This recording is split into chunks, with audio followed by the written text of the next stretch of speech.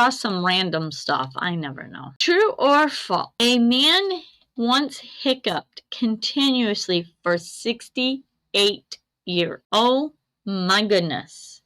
If I'm hiccuping for more than 20 minutes, I am going crazy. We got true, we got true, we got true, we got true. So the answer is true. Charles Osborne hiccuped from 1922 to 1990. That would just be crazy.